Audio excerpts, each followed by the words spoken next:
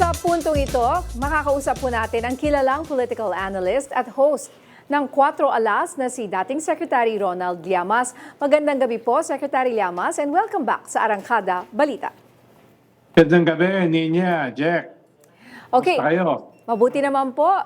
Sir, mukhang diretso na ang impeachment proceedings kay Vice President Sara Duterte based sa nakita po natin kanina. Ano po ang inyong reaksyon dito? Well, yes, dahil nga yung sagot niya ad cautelam, no?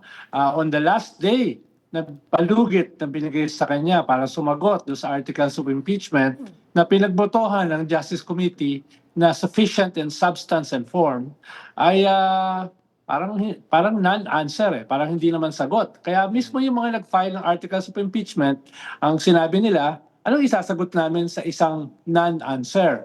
So hindi na rin nila sinagot, no? Pero nag-proceed na today yung Justice Committee para ituloy itong proseso ng impeachment na alam ko magre-resume sila sa 25, sa March 25 at after ng Holy Week ay sa Abril ay magkakaroon na ng full-blown ang tawag ni Congresswoman Nuistro ay mini trial or semi-trial. No? And sir, ganito, no? Kasi marami nagulat dito sa ginawang, ano yun? Yun sa, yung ginawang hearing kanina, na nakita ng grounds talaga, di ba? Pero ang sinasabi nga, hindi naman daw dumaan dito yung nakaraang impeachment complaint laban kay Pangulong Marcos. Parang sinasabi nga yata ni, I think si Congressman Marcoleta, ay sinasabi, oh, wala naman to dati Bakit nagkaroon ng ganito? Well, una ay hindi naman naaprubahan in form at saka substance yung impeachment ni President Marcos, no? Unless magpa-file ulit sila next year after ng one-year ban. Ay ikalawa, yung batayan na yan ay yung desisyon ng Supreme Court. Actually, hindi naman kasama yan sa rules ng Congress. Na isama lang yan dahil ang sabi ng Supreme Court, kailangan magkaroon ng ganyang klaseng proseso. Kaya hindi yan nanggaling sa Kongreso, nanggaling yan sa Supreme Court. Kung meron silang angal dyan, edi question nila yung Supreme Court na pinatay yung impeachment ni Vice President Sara last year. Na, alam ko, pinagdiwang naman nila Marcoleta. Both father and son. So ito, Sir Llamas, ay yung ginawa kahapon ng yung mga proponents ng third impeachment complaint na hindi na sumagot, medyo napa-expedite, di ba? Dahil hindi non-answer nga yung sagot na ng kampo ni VP, hindi na sila nagbigay ng reply, napabilis tuloy. Tama po? Yes, wala ka namang sasagutin Actually, katulad lang yan ng confirmation hearing ni Digong sa ICC. Kinwestiyon lang uli yung role ng ICC, at ngayon kinwestiyon naman yung role ng Justice Committee dito sa impeachment. So wala masyadong sasagutin, no?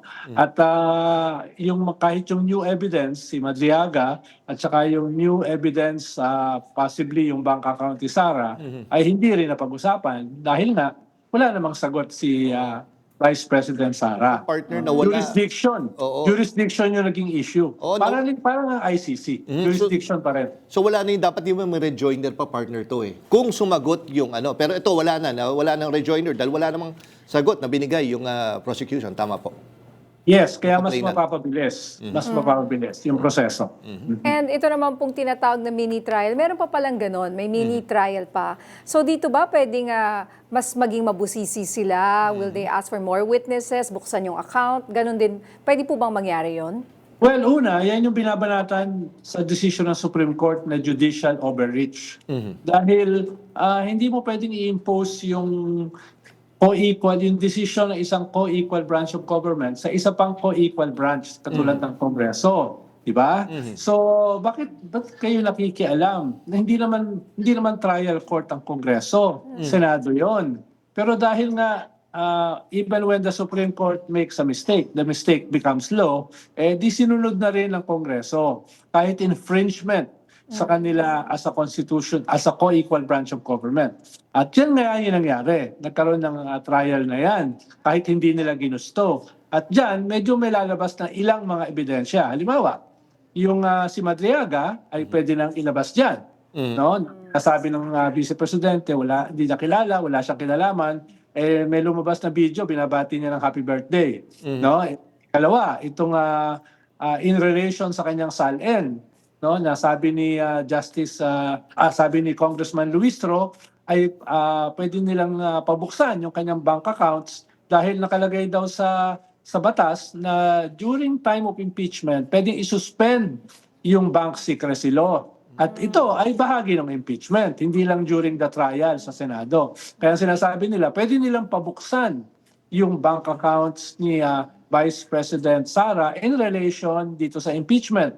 Actually, pwede rin buksan ng ombudsman in relation sa SALN and other cases. Kaya yan ay new evidence.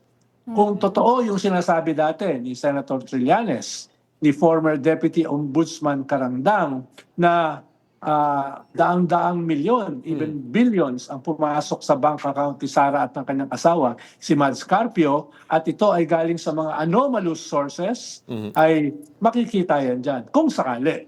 No? Kung sakali.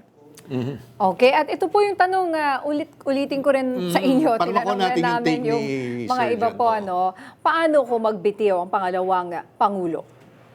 Well, pag nagbitiw siya, ay hindi siya matatanggal as Vice President. Pero pwedeng magpatuloy yung Senate as a trial court para yung impeachment para desisyonan kung siya ay hindi na pwedeng tumakbo, permanently banned from any elective position. Yun pwede magpatuloy yun. Siyempre, magsasampa sila ng kaso sa Supreme Court dahil magiging justiciable issue na yan. Opo. Pero ang sinasabi kasi ng mga legal luminaries, once nag-assume na lang jurisdiction, halimbawa ang Senate Trial Court, hindi na pwede yung bawiin. Ang pwedeng bawiin yung pagtanggal sa kanya as a Vice President dahil impeachable person siya kung siya ay mag-resign. Pero yung pag-ban sa kanya permanently from any elective position, pwedeng magpatuloy yon. Yun ang sinasabi ng mga legal luminaries katulad nila Justice Carpio, etc. At ayon sa mga kritiko po, may mas malaking problema tayong hinaharap gaya ng mataas na presyo ng langis, tataas ang presyo ng pagkain, tapos kesyo inuuna raw ang politika. Kayo po ba naniniwala na magkasing halaga ang presyohan maging ang paghahanap ng katotohanan sa pamamagitan ng impeachment? Tama, gagamitin yan nila Vice President Sara at saka ng mga DDS para ilihis yung atensyon ng tao doon sa impeachment. Ang tingin ko lang ay pwede yung magkasabay. Ang gagawin kasi nila, marami pang nangyayari. Meron tayong economic crisis, may Iran war, bakit dito tayo nagtutuon ng pansin sa impeachment? No? Ginawa rin nila yan itong mga nakaraang buwan, ang sabi nila, bakit dito ang atensyon natin sa impeachment? 120 million lang naman yung sinasabing anomalya ni Vice President Sara dito sa confidential at saka intelligence fund na 600 million. Daan-daang bilyon ang involved dito sa corruption na iniimbestigahan starting last year. So, non sequitur yun. It doesn't matter, it doesn't relate.